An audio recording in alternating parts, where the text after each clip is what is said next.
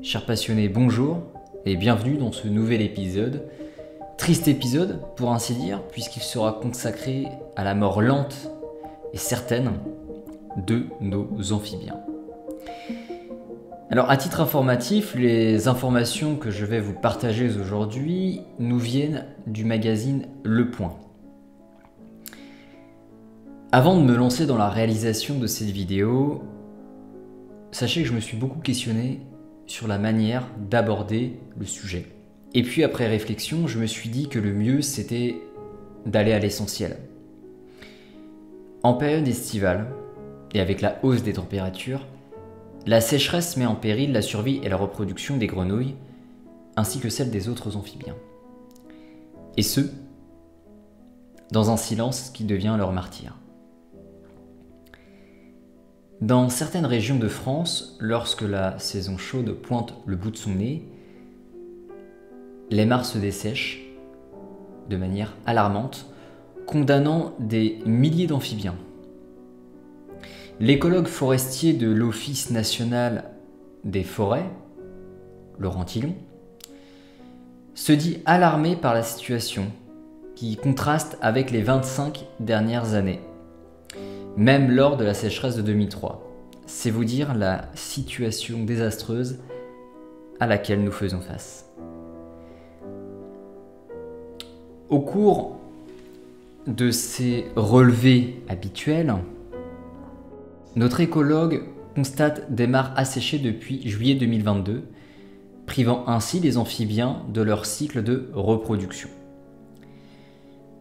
Habituellement, immergée jusqu'à la taille, une des mares qu'il inspecte montre désormais une boue stagnante, un triste signe du manque d'eau. La période de reproduction des amphibiens, autrement dit entre février et avril, est alors compromise et les larves qui émergeront auront peu de chances de survie sans mare viable. Les adultes peuvent survivre temporairement sans eau, mais la pérennité de leur population est gravement menacée. À moins d'une pluie abondante, dans les 15 jours à venir, l'avenir des amphibiens dans la région qu'ils inspectent est incertain. Leur population étant tributaire des conditions climatiques à venir pour l'année suivante, car même les adultes ne survivraient pas à une 3e année consécutive sans eau. Dans la région où Laurent Tillon étudie l'évolution des biotopes, seulement 2 des 40 mares subsistent. Contrairement aux plantes aquatiques, capables de produire des graines, qui peuvent rester dormantes pendant des années, les animaux, quant à eux, ne peuvent pas s'adapter de la même manière à la sécheresse, et surtout aussi rapidement. N'oubliez pas que nous nous situons dans une situation de dérèglement climatique, et non d'un simple réchauffement climatique. Évidemment, la Terre a des cycles. Il y a des périodes glaciaires, des périodes de sécheresse, et dans la plupart des cas, les espèces, qu'elles soient animales ou végétales, s'adaptent, parce que ces changements s'effectuent dans la durée. Or, suite aux activités humaines, le réchauffement climatique s'accélère.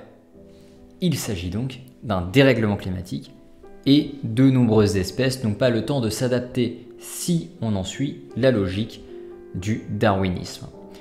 Alors pour plus d'informations concernant la survie de notre faune, les sciences ou encore la philosophie, je vous invite à vous rendre sur mon site internet. Vous y trouverez également les sources des informations que je partage. Et pour celles et ceux qui auraient d'autres questions, eh bien n'hésitez pas à me contacter sur les réseaux sociaux. De toute façon, tous les liens sont en description. Sur ce, portez-vous bien et à bientôt.